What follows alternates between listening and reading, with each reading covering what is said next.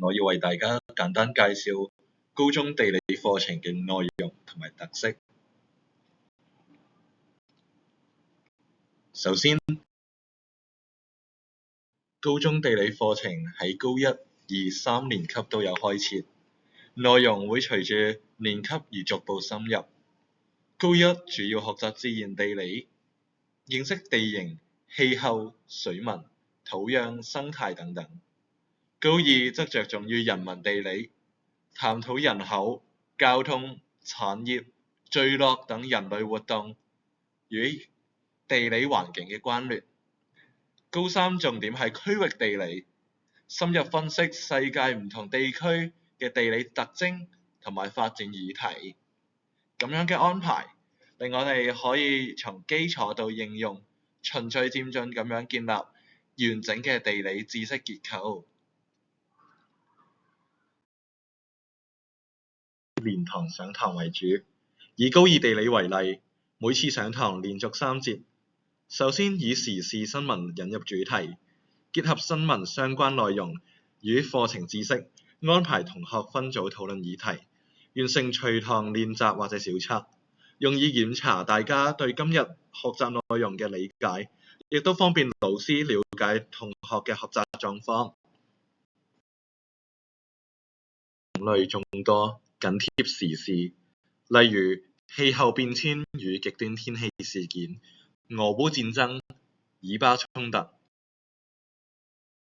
業變革等內容。呢啲議題都同我哋嘅生活未來發展密切相關，能夠幫助我哋更加全面咁樣理解地理學嘅重要性。我哋嘅評量方式十分多元，包括小組討論、小測同埋隨堂作業、論文功課、地理考察等等，主要以平時表現和成果展示為主，例如個人報告、小組討論以及實地考察報告佔7成嘅評分，另外3成為測驗和學習評估。考試週緊設加分題，鼓勵大家平時認真參與課堂。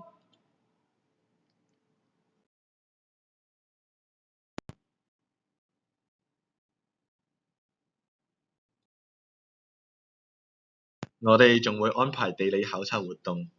呢個就係每年嘅高中地理日。舉例嚟講，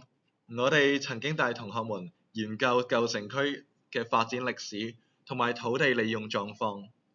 我哋亦都有到黑沙海灘進行測量，繪畫沙灘剖面圖，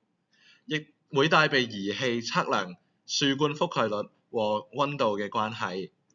亦會分析沙灘嘅沙源。我哋仲會針對海岸侵蝕或者生態保育等等議題進行考察。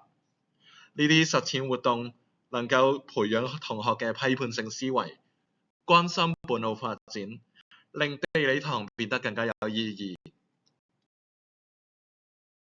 係我哋過去舉辦地理日嘅一啲片段。